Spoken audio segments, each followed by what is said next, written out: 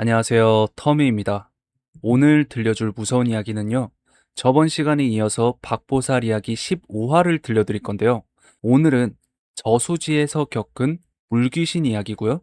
에피소드 형식이니까 부담 없이 들으시고 재밌으면 1화부터 다시 정주행해 주시면 감사하겠습니다. 그럼 오늘도 시청 전에 좋아요 부탁드리면서 박보살 이야기 15화 바로 시작하겠습니다. 우리 남편은 낚시를 진짜 좋아하는데 낚시를 갈 때마다 꼭 나를 데려가더라고. 그런데 나는 남편이 낚시를 가기 위해서 얼마나 고생하고 기대했는지 아니까 나까지 가서 굳이 방해하고 싶지 않았어.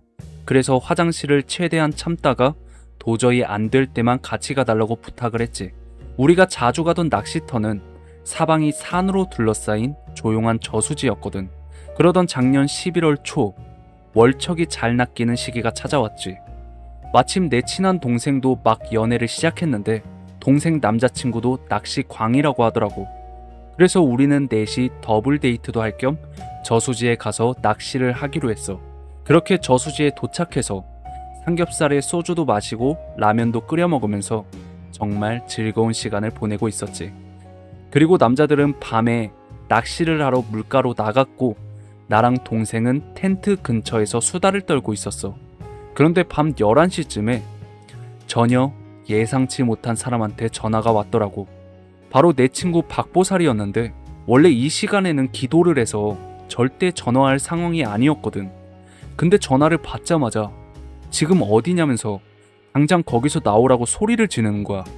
그런데 그 밤에 갑자기 철수할 수가 없어서 무슨 일이냐고 물어보니까 자다가 너무 불길한 꿈을 꿨는데 내가 컴컴한 물 위에서 다 썩어가는 나무배를 타고 둥둥 떠내려가는 꿈이었대. 그리고 박보살은 자기가 지금 그곳으로 갈 테니까 절대 움직이지 말고 가만히 기다리라고 신신당부를 하더라고. 우리는 너무 겁이 나서 각자 이 사실을 알리고 조용히 기다리기로 했지. 그렇게 나는 남편한테 가서 이 사실을 알리고 텐트 뒷자리에 조용히 앉아 있었는데 밤이 깊어지니까 날씨가 꽤 쌀쌀해지길래 담요를 덮고 멍하니 누워있다가 나도 모르게 잠이 들었어. 그런데 꿈속에서 흰 한복을 입은 할아버지가 나타나더니 당장 이곳을 떠나라고 호통을 치시는 거야. 그래서 내가 가지 않겠다고 웃으면서 버티니까 할아버지가 화를 내면서 내 등짝을 세게 내리치셨어. 꿈속이었지만 등이 너무 아파서 잠이 깼는데 이상하게 숨이 쉬어지질 않더라고. 그리고 내가 허걱거리면서 괴로워하니까 남편이 나를 텐트 밖으로 끌고 나와서 생수를 얼굴에 계속 끼얹어줬어. 그렇게 겨우 정신을 차리고 사지를 덜덜 떨고 있으니까 남편이 걱정스러운 얼굴로 난로를 텐트 안으로 들여달라고 떼를 쓰더니 왜 갑자기 숨을 못 쉬냐고 묻는 거야. 그런데 나는 텐트 안에서 깊이 잠들어 있었을 뿐 그런 말을 한 기억이 전혀 없거든. 그리고 밀폐된 텐트 안에서 부탄가스 난로를 피우면 질식사한다는 걸 빤히 아는데 내가 그럴 리가 없잖아. 그렇게 공포에 질려 떨고 있었는데 마침 저수지 입구에 박보살이 도착했다는 연락이 온 거야. 그래서 나는 서둘러 마중을 나가서 상황 설명을 했더니 하늘이 도왔다면서 나를 꼭 안아주더라고. 그리고 동생 커플은 어디 있냐고 묻길래 남편이랑 같이 동생들이 있는 장소로 이동을 했지. 그런데 저 멀리서 동생네 커플이 기괴하게 몸을 흔들고 있는 거야. 서로 어깨동무를 하고 앞뒤로 격렬하게 움직이는데 마치 응원하는 춤을 추는 것 같았어. 그리고 그 모습을 본 박보살은 갑자기 주머니에서 팥이랑 소금을 꺼내더니 걔네한테 뿌리면서 연부를 외우기 시작했지. 그러니까 신기하게도 동생은 전원이 꺼진 인형처럼 땅에 쓰러졌고 동생 남자친구도 덩달아 바닥에 주저앉았어. 나는 너무 놀라서 다가가려고 했는데 주저앉은 동생 남친 입에서 소름 끼치는 웃음소리가 흘러나오는 거야. 그리고 동생 입에서는 엄청 기분 나쁜 여자의 목소리로 망했네 라고 조용히 중얼거리더라고. 깜짝 놀란 우리는 동생 커플을 차에 태웠는데 갑자기 박보살이 동생 남친한테 어머니가 어떻게 돌아가셨는지 물어보는 거야. 그 말을 들은 동생 남친은 얼굴이 하얗게 질려서는 울면서 과거 이야기를 털어놨어.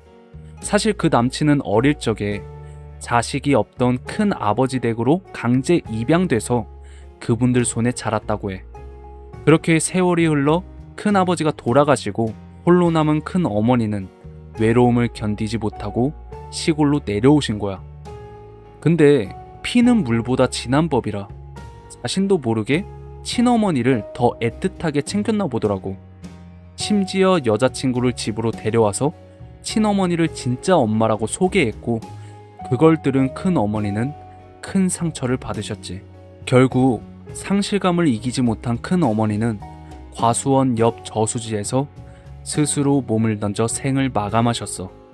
그런데 더 소름 돋는 건 우리가 낚시를 하던 바로 그 저수지가 큰어머니가 돌아가신 곳이었다는 거야. 그리고 박보살이 말하길 한이 맺힌 큰어머니의 영가가 동생 남친을 데려가려고 물가로 끌어당긴 거였고, 둘이 춤을 추듯 흔들렸던 건 물귀신이 물속으로 끌고 가려는 힘에 필사적으로 저항하던 몸짓이었대. 만약 박보살이 제때 찾아오지 않았다면 정말 끔찍한 일이 생겼을 거라고 생각해. 그날 이후 동생은 남자친구랑 바로 헤어졌고, 나 역시 저수지가 얼마나 위험한 곳인지 뼈저리게 깨달았어. 그런데 그때 내 꿈에 나타나서 등을 때리며 깨워주신 할아버지가 누구인지는 아직도 잘 모르겠어.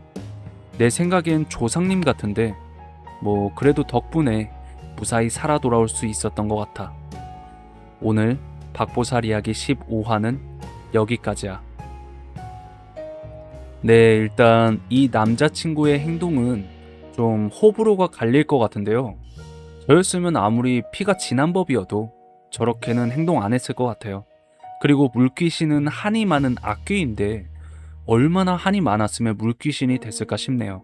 다들 말 한마디로 사람을 아프게 할 수 있다는 걸 꼭 명심하시고요. 오늘도 재밌게 들으셨으면 좋아요 부탁드리면서 다음 시간에는 박보살 이야기 16화로 오후 6시에 다시 찾아오겠습니다.